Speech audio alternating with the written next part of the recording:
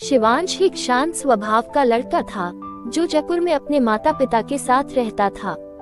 Engineering की पढ़ाई के बाद वह एक मल्टीनेशनल कंपनी में काम कर रहा था।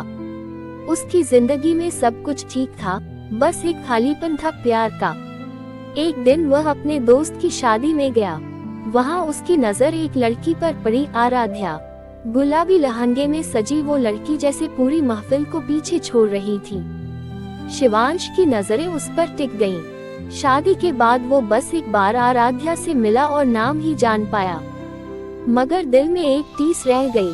कुछ महीनों बाद एक नए प्रोजेक्ट पर शिवांश को मुंबई भेजा गया। पहले दिन ही ऑफिस में एचआर से मिलने गया और उसके सामने वही चेहरा, आराध्या।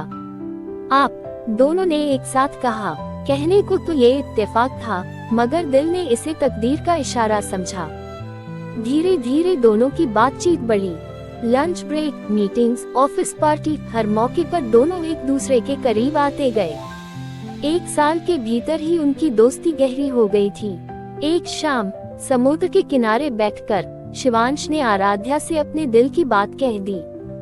मैं नहीं जानता कि ये सब कैसे हुआ, पर मैं तुम्हें हर दिन और ज्यादा पसंद करने लगा हूँ। क्या तुम मेरे साथ जिंदगी बिताना चाहोगी? आराध्या कुछ पलों तक चुप रही, फिर मुस्कुराए और बोली, हाँ, लेकिन मैं एक बात बताना चाहती हूँ, उसने गंभीर स्वर में कहा।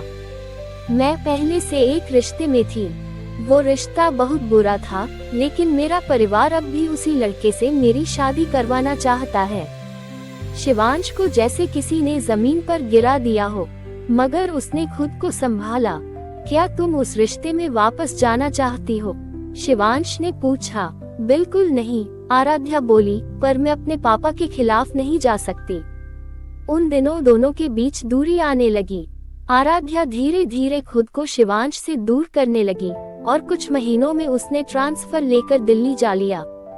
बिना विदा लिए शिवांश टूट चुका था। उसके लिए आराध्या सिर्फ एक लड़की नहीं, उसकी जिंदगी थी।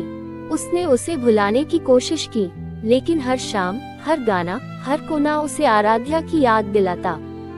3 साल बाद शिवांश अब बेंगलुरु में एक नई कंपनी में काम करता था। जिंदगी ने बहुत कुछ बदल दिया था। एक दिन एक कॉन्फ्रेंस में उसकी मुलाकात फिर से आराध्या से हुई और इस बार उसके साथ एक छोटी सी बच्ची भी थी, करीब 2 साल की। शिवांश का दिल धड़क उठा। ये, उसने पूछा, ये मेरी बेटी है, सिया। क्या तुमने शादी कर ली? आराध्या की आंखें भर आई। नहीं, पापा ने जबरदस्ती उस रिश्ते में धकेलने की कोशिश की, लेकिन मैं भाग गई। तब पता चला कि मैं प्रेग्नेंट थी।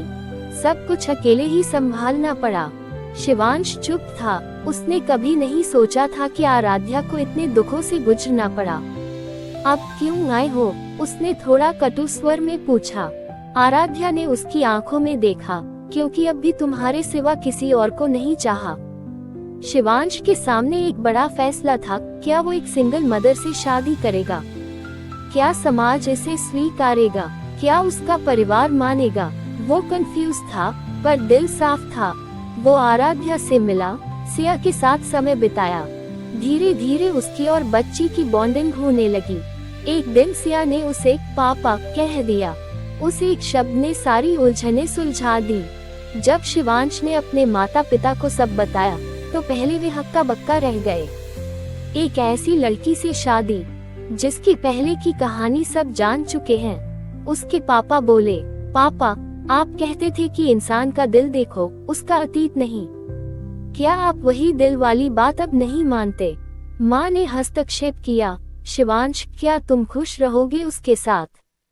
हाँ माँ, मुझे उससे प्यार है और सिया से भी। कई दिनों तक खामोशी रही।